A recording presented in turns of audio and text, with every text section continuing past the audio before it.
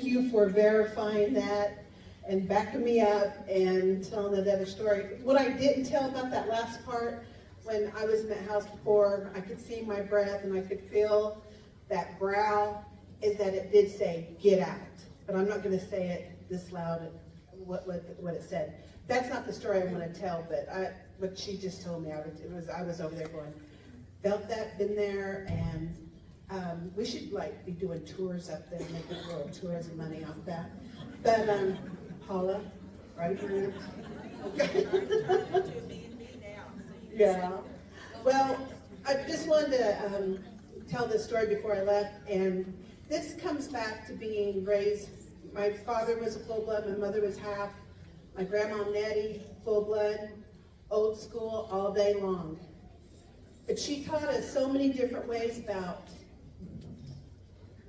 different ceremonies, even from like what women do when they dress their first young girl or granddaughter, or when they put their son in, how they lay that blanket out, and you ask someone, a good person, to dress that person.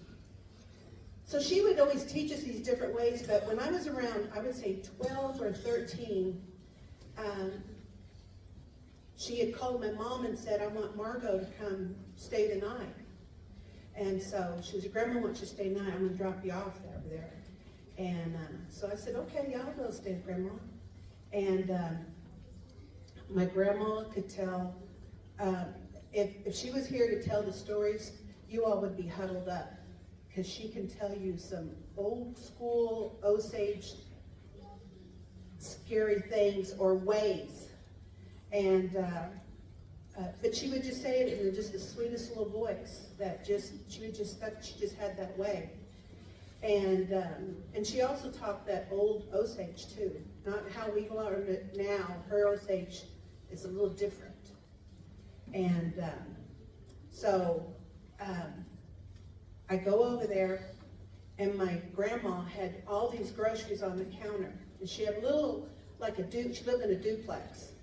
And so she goes, I'm gonna teach you how to make chicken fried pork chops. I said, okay. So she was showing me and having me do everything. And I noticed that she had all of her really good dishes all set up. She set the table. She had the blue and white dishes, the fine china, the bowls, the glasses, everything, and had filled up the tea and all ready to go. And so we cooked mashed potatoes, chicken fried steak. We had green beans and new potatoes. We cooked all day, and I thought, oh my gosh, I don't know who's coming over, but I just can't wait, because, we had everything. She made a cucumber salad with tomatoes and onions and vinegar. It was just a summer dish. So she goes, well, let's set the table, and we set the food on all the plates. And then she set 2 plates in her kitchen. She had a small little kitchen, and she goes, well, let's eat. And I go, well, how come we're not eating in there, and who's coming? She goes, that's for my relatives. I'm cooking for my relatives tonight. And I go, well, are we going to wait on them? I was like, are these relatives I haven't met? So anyway, she said, no, we're going to sit here. So we ate I would say about 5:30. So we eat our meal, and I'm just like, their food's getting cold. I'm rationalizing everything, and she's just calm. So then it was around 6:30. We do our dishes up, and I said, well, I guess they're not going to show. She goes, no, we're going to go to bed. I'm like, Grandma, it's like 6 o'clock at night. I mean, I'm going to watch TV or nothing? No, we'll go to bed. So, and I told you, Grandma was old school. So we're in bed, and she's always got like blankets, and this is summer, and no AC. And I go, Grandma, I can't even breathe in here. And she goes, just go to sleep.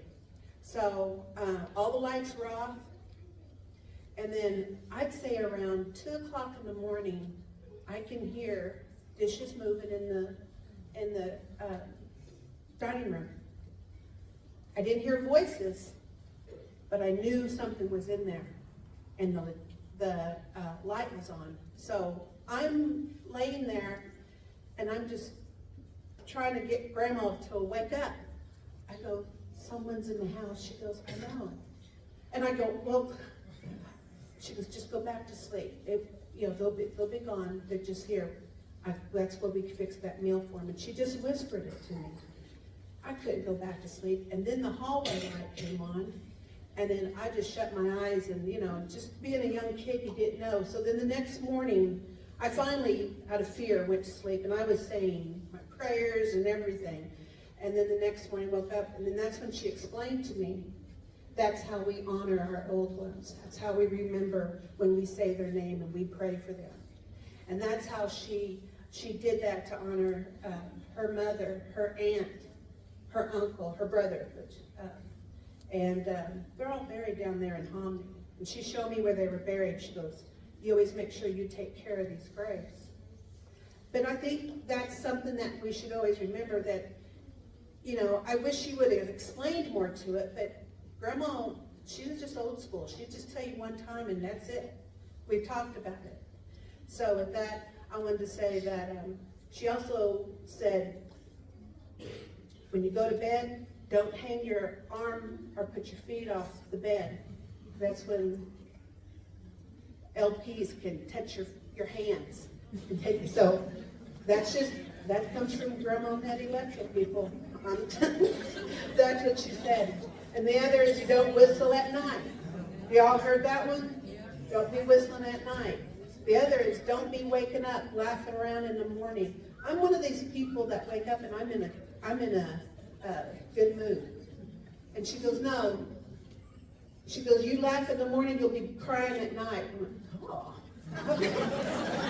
okay. But it's just all these stories. That's what the old one said. When you get up in the morning, you pray first thing in the morning. You cry for our people, our ancestors, our old people. So those are just little things that, my grandma taught me, but I just want some of these younger people to hear. So with that, thank you.